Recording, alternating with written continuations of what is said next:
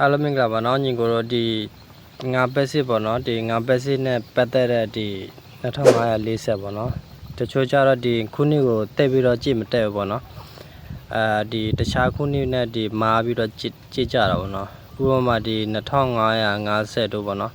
2560တို့ပေါ့နော်အဲ့ဒီနံပါတ်နဲ့သူတို့ကမာပြီးတော့ကြည့်ကြတာပေါ့နော်ဒီ2540လို့ထင်ကြတယ်ပေါ့နော်အဲ့ဒါကိုကျွန်တော်ဒီနေ့ဒီလာရှင်းပြအောင်ပေါ့နော်ညီကိုတို့တက်တက်ချာကြည့်ပေါ့နော်ကျွန်တော်ညီကိုတို့ကြည့်တက်အောင်နော်တခါလည်းပဲဘယ်နေရာမှာကွာသွားလဲပေါ့နော်တချို့ကြတော့လည်းကြည့်ရခက်တယ်လို့ပြောတယ်ပေါ့နော်ဒါပေမဲ့ကြည့်ရတော့မခက်ပါဘူးနော်သူက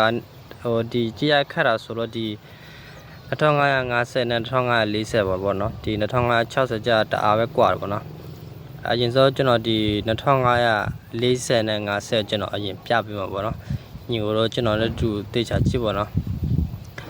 ဒီနေရာမှာကြည့်ပေါ့နော်ဒီဘက်ချမ်းကြတော့ဒီ2540ပေါ့နော်ဒီဘက်ချမ်းကြတော့ဒီ2550ပေါ့နော်ကျွန်တော်ဒီပြထားပေးတယ်နော်ဒီ2540ကိုကြည့်မယ်ဒီရှမ်းစာနေနော်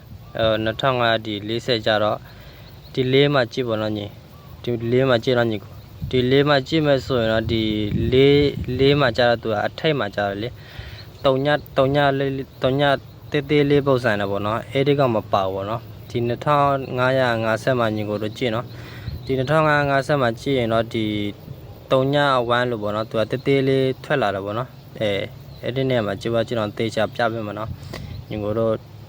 ကြည့်တက်အောင်ပေါ့နော်ဒီ2540နဲ့50ကျတော့အဲ့ဒီနေရာမှာနည်းနည်းလေးကွာသွားတာပေါ့နော်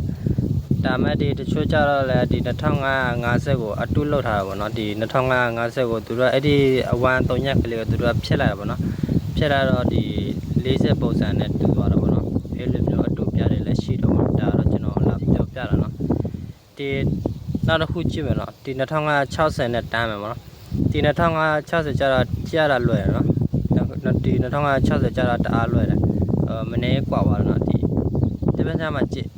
4နဲ့6ဆိုတာတော့အများကြီးကွာပါနော်ညီကိုတို့ဒီပချာမှာကြည့်ရင်တော့သူကဒီဘယ်လိုပြောမလဲပေပုံစံလို့ပေါ့နော်အဲ့လိုမျိုးပုံစံဖြစ်နေတယ်ပေါ့နော်ဒါတော့6ပေါ့နော်ဒါတော့4မဟုတ်ဘူးနော်ညီကိုတို့သိချာကြည့်နော်ဒီ2540နဲ့50နဲ့